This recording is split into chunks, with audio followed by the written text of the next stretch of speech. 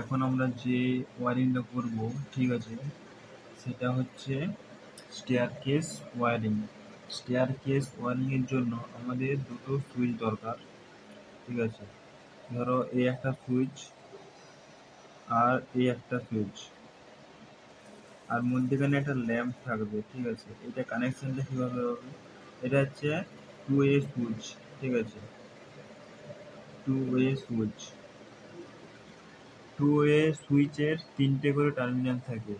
একটা সুইচে তিনটে টার্মিনাল থাকে, যেমন এই সুইচে দেখতে পাচ্ছ তিনটে টার্মিনাল আছে এবং এই সুইচেরও তিনটে টার্মিনাল আছে।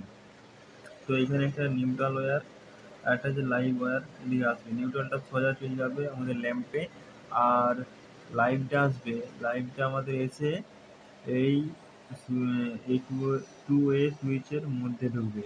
ঢুকে এখানে একটা, এখানে আমাদের এই নিচে নিচে চলে যাবে এই টু ওয়ে সুইচের নিচে, এবং উপরে যাবে, উপরের টার্মিনালের সাথে উপরের টার্মিনাল আমাদের যুক্ত হবে।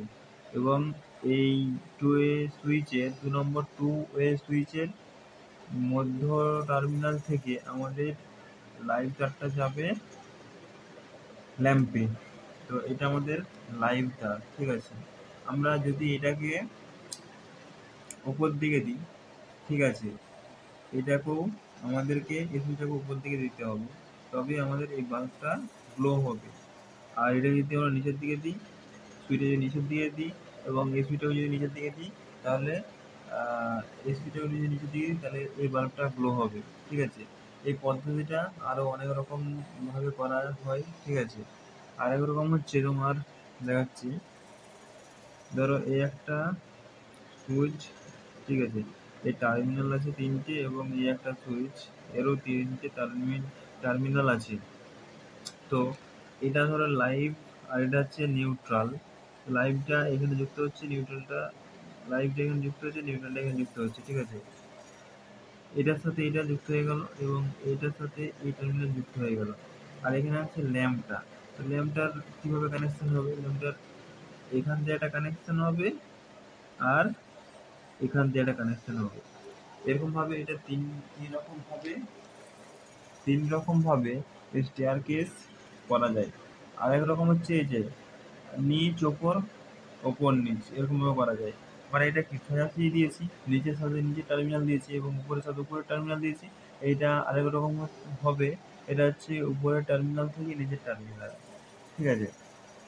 তো এখানে এইখানে আমাদের বাল্বটা যদি আমি নিচের দিকে দিই তখন, আর এটা যদি আমি উপর দিকে দিই তবে বাল্বটা গ্লো হবে, নয়তো হবে না।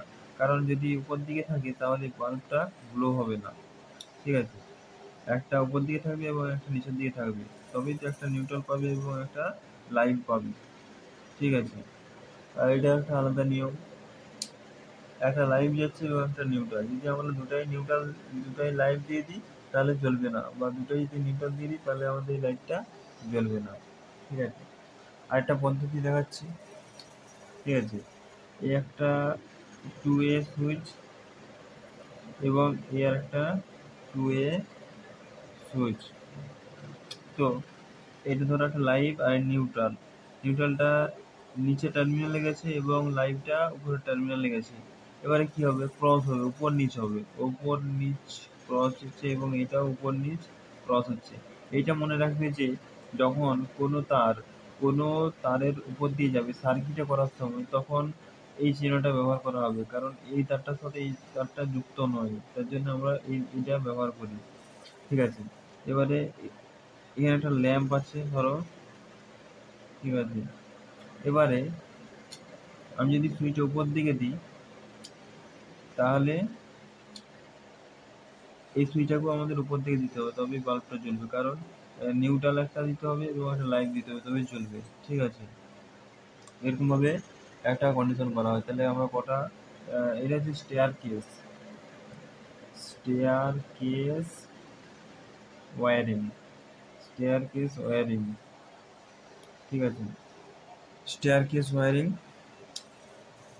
তাহলে এটা একটা হচ্ছে 1 নম্বর, এটা 2 নম্বর, আর এটা হচ্ছে 3 নম্বর। 3টা পদ্ধতিতে স্টেয়ারকেস করা হয়, ঠিক আছে।